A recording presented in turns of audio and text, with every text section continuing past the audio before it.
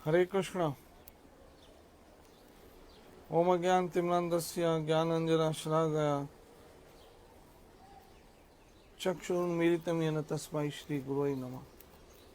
श्रीचैतन्यमनोभीष्टं स्थापितं येन भूतले स्वयं रूपकदा मह्यं ददाति स्वपदान्तिकम्। जय श्री कृष्ण चैतन्य प्रभु नित्यानंद श्री अद्वैत गदाधर श्रीवासादि गौर भक्तवृंद की जय। हरे कृष्ण कृष्ण कृष्ण हरे हरे, हरे राम राम राम हरे।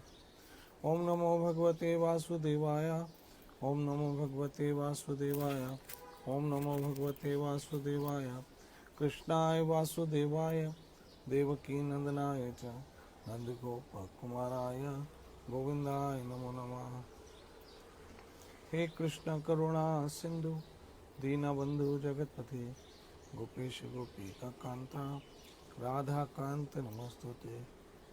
तप्ता कंचन गौरंगी राधे वृंदावनेश्वरी विषभानुसुत देवी प्रणमामि हरिप्रिया।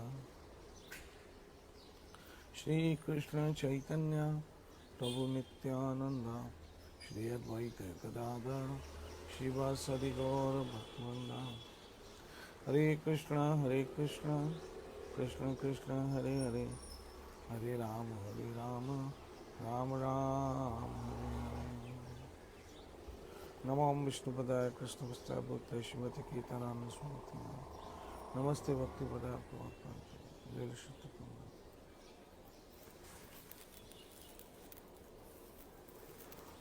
श्रीमद् भगवद गीता 8वां अध्याय श्लोक 6।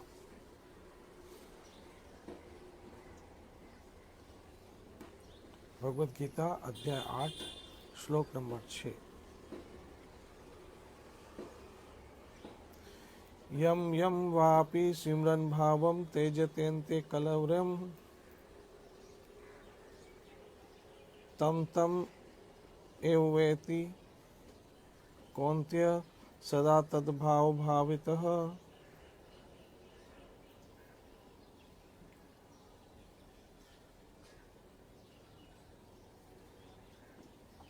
हे कुंती पुत्र, शरीर त्यागते समय मनुष्य जिस जिस भाव का स्मरण करता है वो उस भाव को निश्चित रूप से प्राप्त होता है। पहली बात तो ये है कि ये कौन कह रहा है? ये भगवान स्वयं कह रहे हैं, अर्थात कृष्ण कह रहे हैं। और कृष्ण जो कहते हैं वो परम सत्य होता है।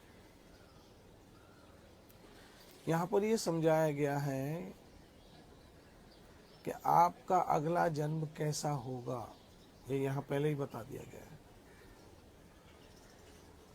भगवद गीता में।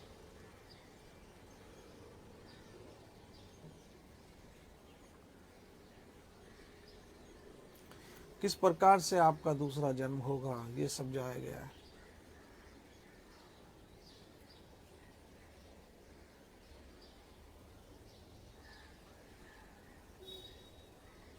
आप जिस भाव से अपना शरीर छोड़ेंगे, यानी मरते समय आपके मन के जो विचार होंगे उसी विचार के अनुसार आपका दूसरा शरीर होगा, अगला जन्म होगा।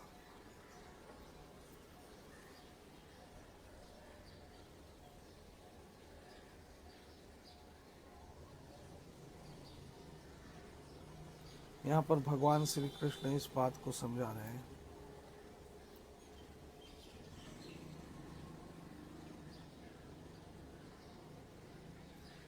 हे कुंती पुत्र, शरीर त्यागते समय मनुष्य जिस जिस भाव का स्मरण करता है वो उसी भाव उस भाव को निश्चित रूप से प्राप्त होता है।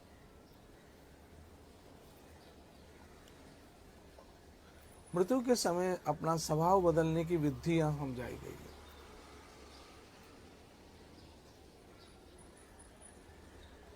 क्योंकि मरते समय जो विचार हमारे होते हैं उसी पे हमारा अगला शरीर का निर्माण होता है।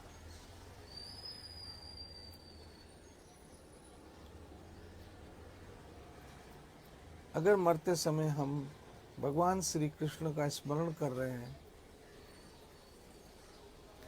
या भगवान श्री कृष्ण की याद में है या भगवान श्री कृष्ण की किसी लीलाओं का स्मरण कर रहे हैं, या भगवान श्री कृष्ण को याद कर रहे हैं, पुकार रहे हैं,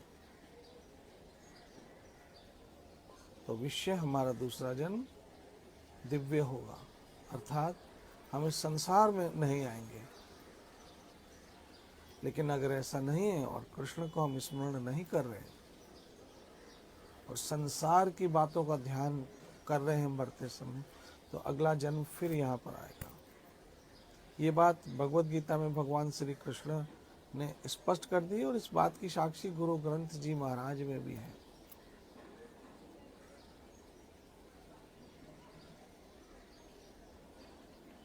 कि मरते समय जिस जिस भाव का स्मरण करेंगे वो शरीर हमें मिलेगा।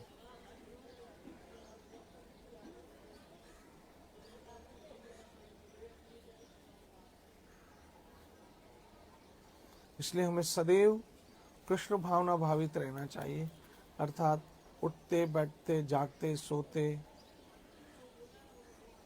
कृष्ण की याद होनी चाहिए हमारे हृदय में।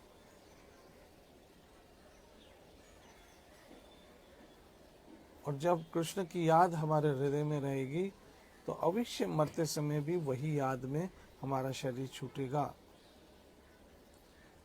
तो हमारा अगला जन्म संसार में नहीं होगा बल्कि दिव्य जन्म होगा कृष्ण के धाम में।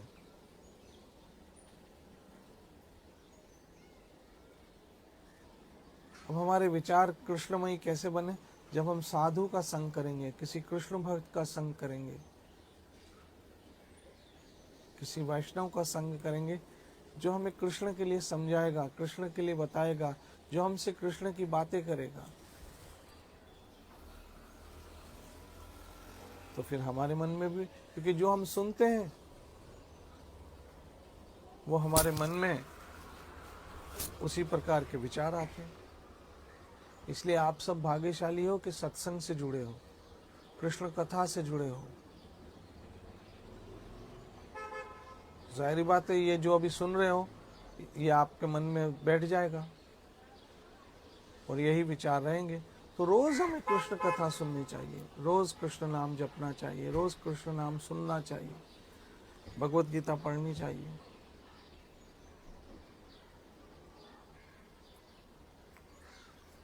ऐसे करने से हम कृष्णमयी, हमारे विचार कृष्णमयी होंगे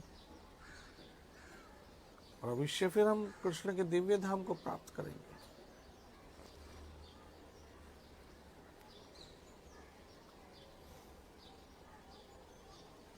इसलिए हमें रोज कृष्ण कथा सुननी चाहिए, कृष्ण नाम जपना चाहिए, कृष्ण की याद करना चाहिए, कृष्ण को याद रखना चाहिए, जिसके माध्यम से फिर हम मरते समय भी वही सोचेंगे और हमारा अगला जन्म दिव्य होगा, संसार में नहीं होगा, भगवान के धाम में जाएंगे। भगवान श्री कृष्ण सदैव अपनी याद आपको दे, अपना नाम बख्शिश करें, सदैव आप कृष्ण की यादों में रहो और अपना जन्म सफल। भगवान आपको सुखी, स्वस्थ और सुरक्षित रखे। कल फिर मिलेंगे। जय जय श्री राधे, जय जय श्री राधे, जय जय श्री